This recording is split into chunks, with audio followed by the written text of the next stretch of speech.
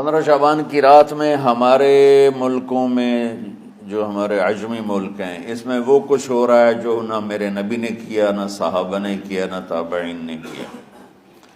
عجیب و غریب عبادات گھڑ لی ہیں، عجیب و غریب اس کے اعمال بنا لیے ہیں اپنی طرف سے، اور مسجدیں بھری ہوتی ہیں اور روشنیاں لگی ہوتی ہیں اور آتش بازی ہو رہی ہوتی ہے۔ میرے نبی نے اس رات کی فضیلت بتائی، عمل کوئی نہیں بتایا۔ جیسے یہاں کوئی صلاۃ تسبیح کی جماعت کرا رہے ہوتے ہیں، کوئی اجتماعی تہجد پڑھ رہے ہوتے ہیں، کوئی دیگیں چڑھا رہے ہوتے ہیں، کوئی آتش بازی کر رہے ہوتے ہیں، تو وہ اس میں اتنا غلو ہو گیا ہے کہ یہ بھی ٹھیک نہیں۔ اور کچھ علماء نے اس کے رد میں اس کا اتنا انکار کیا ہے کہ اس رات کی کوئی فضیلت ہے ہی نہیں، یہ بھی ٹھیک نہیں۔ اس بیچ کا راستہ، اس رات کی فضیلت میں جتنی احادیث ہیں وہ ضعیف ہیں، لیکن اتنی کثرت سے ہیں کہ ان سب کا مل کر جمع ہو کر کم از کم وہ حسن لغیر ہی تک تو پہنچ جاتی ہیں۔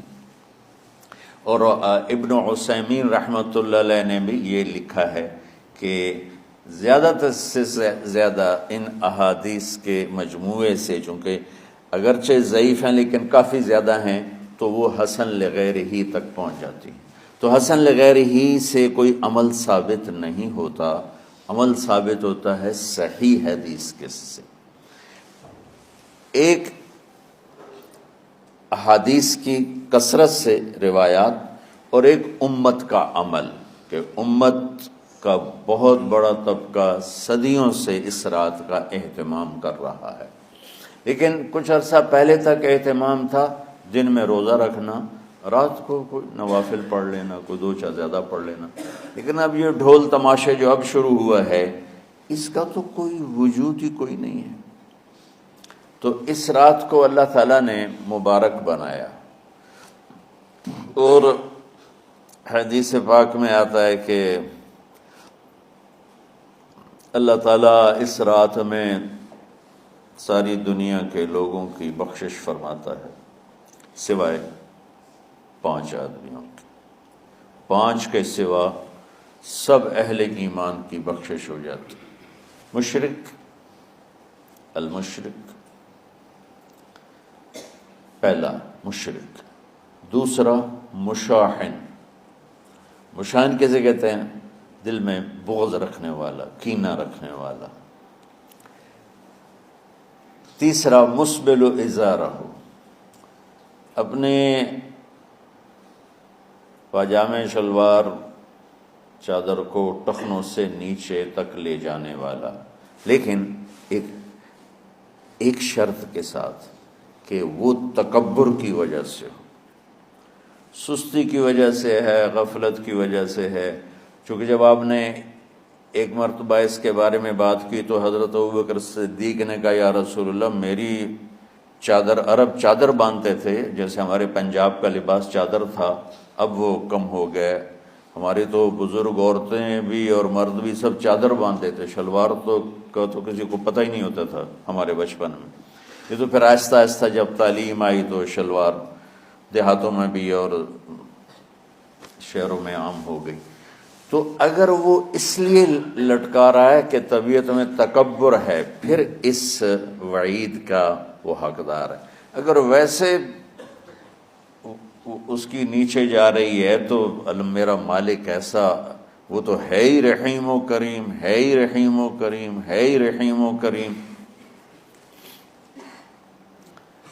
صرف شلوار نیچے لٹکانے سے وہ اتنی شدید سزا دے۔ اگر اس کے پیچھے تکبر ہے، پھر ہے، یہ تکبر نہیں ہے تو انشاءاللہ وہ اس سے محفوظ ہوگا۔ تو اپنی چادر کو لٹکانے والا، لیکن بشرط تکبر۔ کتنے ہو گئے؟ عاق لوالدیہ، ماں باپ کا نافرمان، نافرمان ایسا کہ دکھ دینے والا.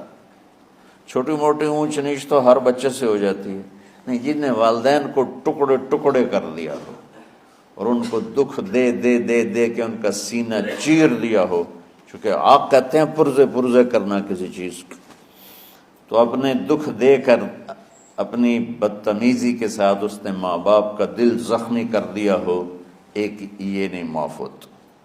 5واں مدمن خمر، مسلسل شراب پینے والا، مستقل جو شراب کا عادی ہو. ان 5 کو مؤخر کر دیا جاتا ہے. معافی نہیں ہونے کا مطلب یہ نہیں کہ اللہ تعالیٰ کبھی معاف نہیں کرے گا.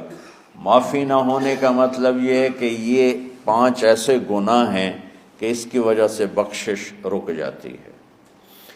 اگر وہ شرک سے نکل آئے، وہ کینہ سے نکل آئے، وہ تکبر سے نکل آئے، وہ والدین کی نافرمانی سے نکل آئے، شراب چھوڑ دے، تو ان کی بھی بخشش ہو جاتی.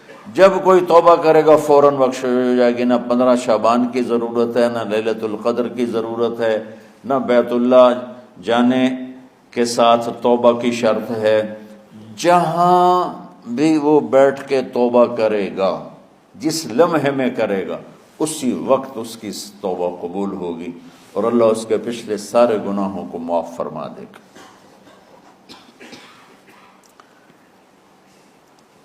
دن کا روزہ، رات کا قیام، زیادہ زیادہ قیام سے مراد نوافل ہیں، کوئی گھر میں پڑھ لے، کوئی مسجد میں پڑھ لے.